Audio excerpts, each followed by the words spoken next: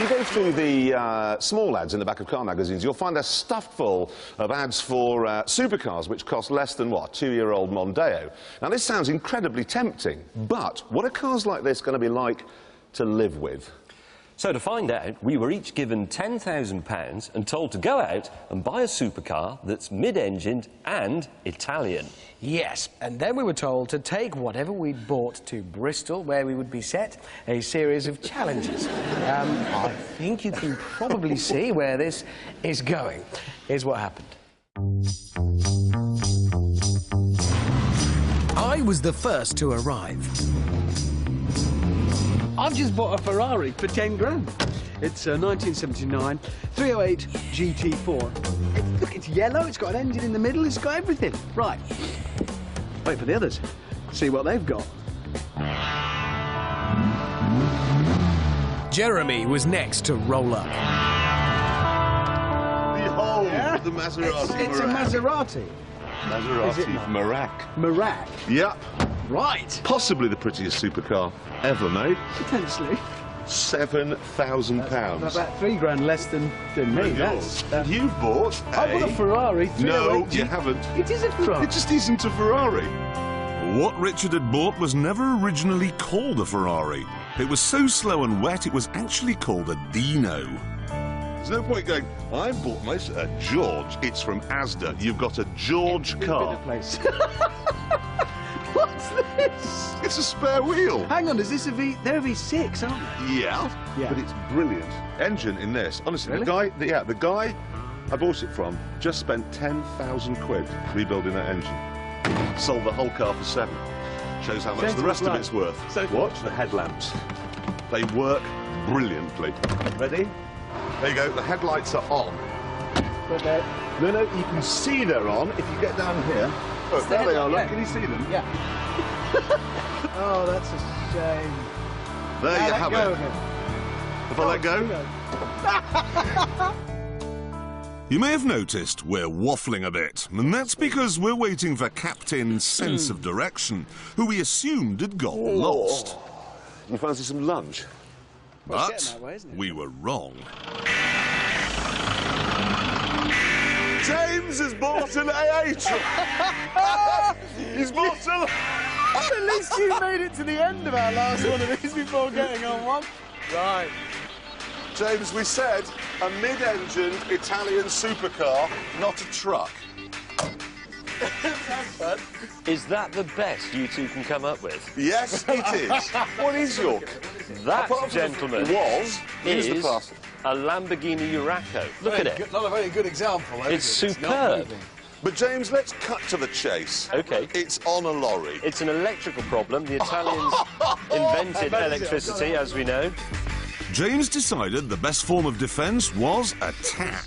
I mean, I know about old cars, as you know, and I can look at this, and with my trained eye, I can tell you immediately that that is a pub. You've got a trained eye, and you bought that. So, what had the production team got in store for us? Have a look. Don't do that to my car! Your 70th supercar mission for today is to drive from Bristol to Spearmint Rhino in Slough. That's a lap dancing club. Is it? Oh, you don't know. Well, no, that's what these cars are about. OK, fair enough. You may not use the M4 itself, so we've got to go along the M4 corridor on the wiggly road. Swindon, Reading... Maidstone. Your sense of direction. You mean Maidenhead? Oh, yeah. Maidenhead. So as long as he's got a sense of direction, he can get there. Maidenhead. As usual, points would be lost for unforeseen stoppages, and naturally there would be a series of challenges along the way.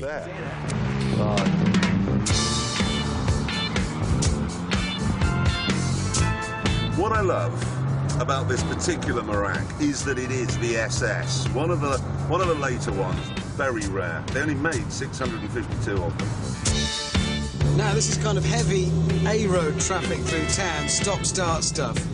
I'd expect it to overheat here, frankly, and nothing. Water temperature, oil pressure, all perfect. I wonder if James has got his alternator going yet. He had. Sort of. Right, the battery is discharging, the oil temperature is very high, the oil pressure is very low, the engine temperature is off the end of the scale, I'm running out of petrol, but the clock is correct.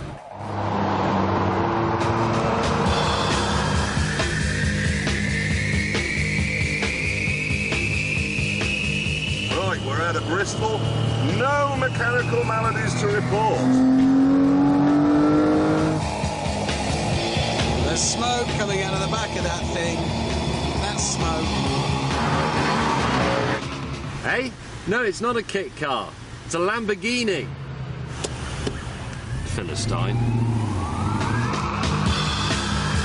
I've noticed my speedo is a bit optimistic. We were stuck behind a tractor earlier on that was doing 50, according to this. Never mind, could be worse. Yes, James had run out of electricity again. I just can't believe somebody's put a Ferrari badge on that when it isn't one. But there you are, you know, makes you happy. How can they say not a Ferrari? It was named after Enzo Ferrari's tragically dead son and built to fit old man Ferrari himself. What a marvellous day. Sun shining, Maserati to drive, endless scope for laughing at Hammond for buying the wrong car and James for buying one that doesn't work.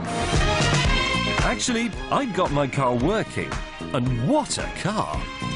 Of course, in its day, the Urraco was one of the fastest and most exciting four-seater cars you could buy. 142 miles an hour, 0 to 60 in about 6.5 seconds. That was ever such a long time ago, though.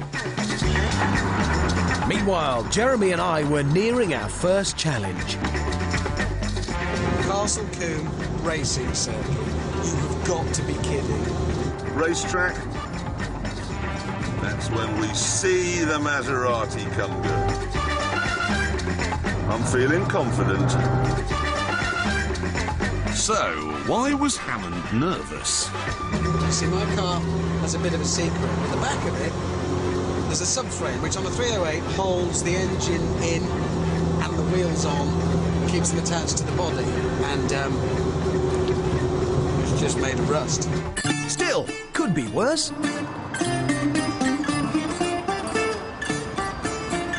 Yes, James had broken down again.